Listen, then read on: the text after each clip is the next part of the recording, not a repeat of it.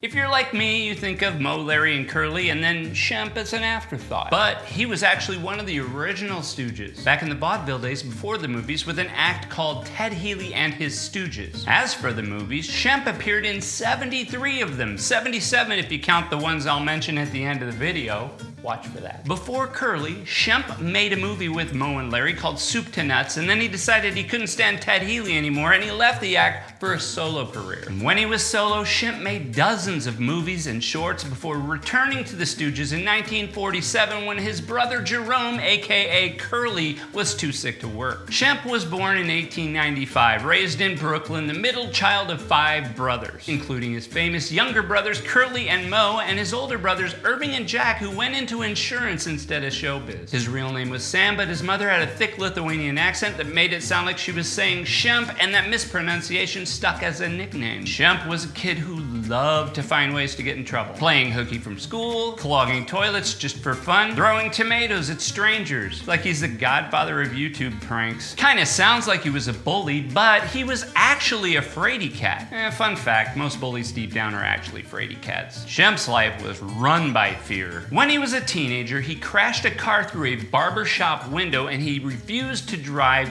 anymore for the rest of his life. When he had to drive for movies, he had to fake it being towed by another car, but apparently he was still terrified. He was also scared to travel by airplane, but that makes sense. Air travel in his day was relatively new. In fact, he was afraid of heights. He had a dog, a collie named Wags, but he was scared of other dogs, and when he went out walking in public, he made sure he had something to hit any strange dog that would approach him. Although people who knew him said he could never actually hit someone's dog. Not just dogs though, Shemp didn't care for animals at all. During the filming of Hold That Lion, he insisted there be a plate of glass between the animal and the Stooges, and if you watch carefully, you can see their reflections in some scenes. Apparently the cat they used was a really old, low-energy lion that would sometimes fall asleep in the middle of a take. Shemp was kind of weird about water. He didn't swim, and he would refuse to enter any body of water bigger than a bathtub. During the making of the Abbott and Costello movie Africa Screams, a prank was played on him. He was left on a raft surrounded by water. He could have easily waded through the water to get out of the situation, but he didn't because he was afraid to get off the raft. Oh, speaking of water, Shemp was a bedwetter. And not just as a kid. During World War I, he was actually discharged from the army because of bedwetting. Remember kids, if they bring back the draft, getting out could be just that easy. From the early 1910s, Shemp tried unsuccessfully to break into big showbiz, including doing blackface minstrel acts, until his big break with Ted Healy in 1922.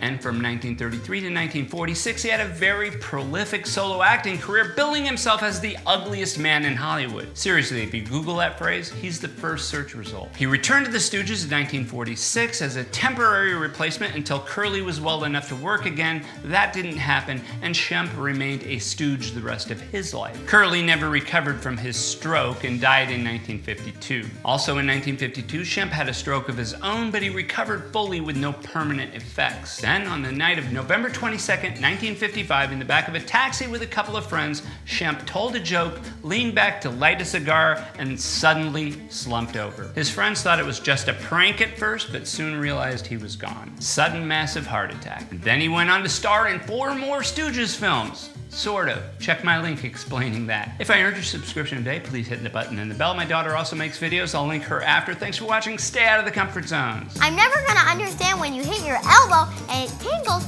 they call it hitting your funny bone. There's nothing funny about it, unless it happens to your sister or your dad.